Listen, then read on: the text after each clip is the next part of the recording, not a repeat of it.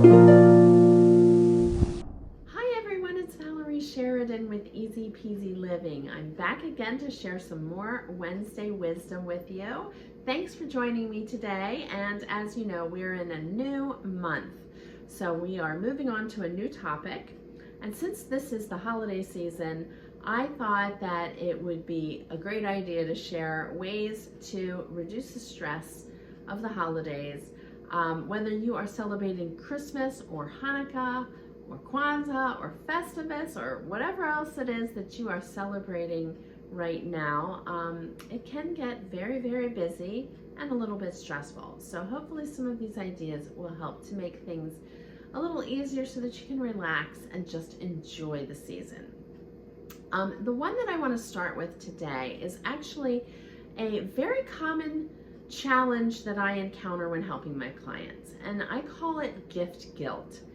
And you've probably heard me talk about it before, but if you haven't, gift guilt is what I call when you are paring down your items and you come across something that you really don't use.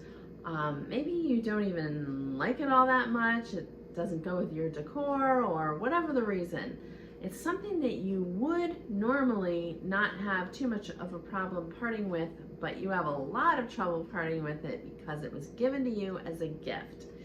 And that carries along with it an emotional attachment that makes it hard to part with. You just feel like, oh my goodness, this person went to all the trouble to pick this out for me, or maybe even make this for me, and the last thing I want to do is offend them by giving it away.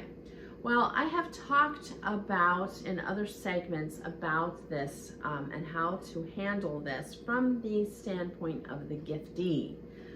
I want to talk today about how you can help reduce or eliminate that feeling for someone as the gifter.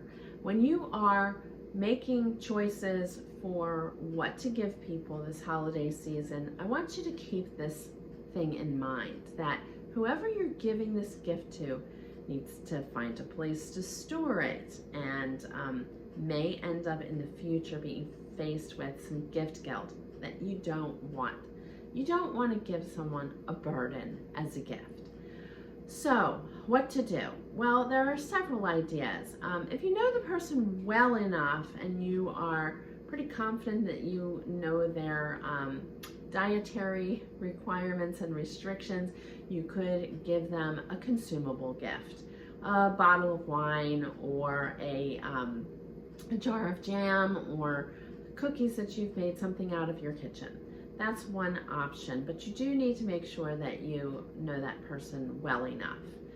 Another option that I really like is the gift of experiences, and this is really wonderful for children, especially if you're a parent who maybe wants your children to experience going to the Nutcracker, or I don't know, going skiing or something like that, but you can't really afford that on top of all the other presents. Skip all the other presents, give them this gift, and it will create wonderful memories for them, instead of having to find a place for all their toys when they're getting so many other things from other people too. Another option is a charitable donation. And I love this one. I like to give back over the holidays, and this can be, you can choose a charity that really touches their heart. For example, if you have an animal lover in your family and you make a charitable donation to a local shelter for animals, that is a really wonderful gift that will touch their heart and let them know that you share their love of animals. So these are just some ideas for you to think about. Of course, you can always do gift cards to some place they enjoy shopping at. Some people feel that that is a little bit impersonal, but if you choose the right place, then it isn't necessarily impersonal, and they would probably really appreciate that too. So I hope that you will consider this as you go about your holiday shopping, and if you have any ideas that I haven't mentioned, I would love to hear about them. You can email me anytime at valerie@easypeasyliving.com, or just add them to the comments below and other people will get to see them too.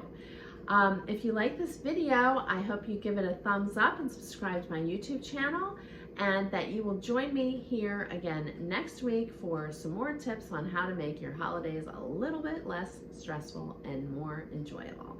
Until then, keep it easy peasy.